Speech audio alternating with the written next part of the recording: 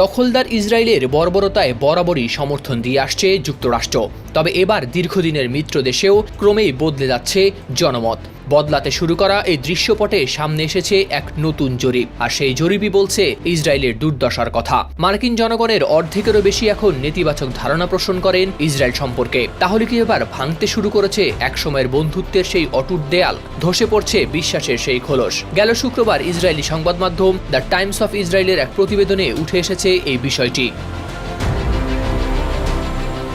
যুক্তরাষ্ট্রভিত্তিক গবেষণা সংস্থা পিউ রিসার্চ সেন্টারের তথ্য অনুযায়ী 53% মার্কিন প্রাপ্তবয়স্ক নাগরিক ইসরায়েলের সম্পর্কে পোষণ করেন নেতিবাচক মনোভাব। অথচ 2022 সালেও এই হার ছিল 42%। এই অল্প সময়ের ব্যবধানে এমন নাটকীয় পরিবর্তনের পেছনে বড় কারণ হিসেবে উঠে এসেছে গাজায় ইসরায়েলের বর্বর সামরিক অভিযান। 2023 সালের 7 অক্টোবর গাজায় ফিলিস্তিনিদের বিরুদ্ধে ইসরায়েলের হঠাৎ আক্রমণের পর থেকেই আন্তর্জাতিক মহলে উঠে সমালোচনার ঝড়। যুক্তরাষ্ট্রও এর বাইরে নয়। জরিপ বলছে অধিকাংশ আমেরিকানই বিশ্বাস করেন গাজা পরিস্থিতি নিয়ে সঠিক সিদ্ধান্ত নেয়ার ক্ষমতা বা সদিচ্ছা কোনোটাই নেই বর্বর ইসরায়েলি প্রধানমন্ত্রী বেনিয়ামিন নেতানিয়াহুর।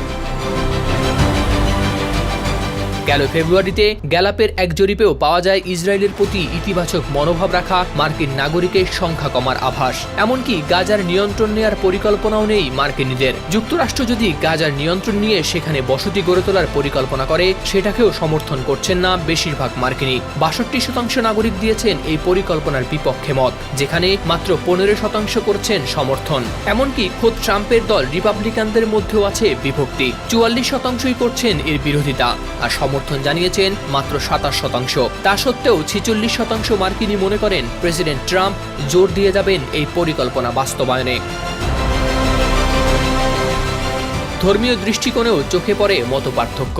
মার্কিন ইহুদিদের 73% এখনও ইসরায়েলের প্রতি ইতিবাচক মনোভাব রাখলেও ক্যাথলিকদের 53% এবং মুসলিমদের 81% প্রকাশ করেছেন নেতিবাচক মনোভাব। প্রোটেস্টান্টদের মধ্যে এখনও সমর্থনে আছে 57%।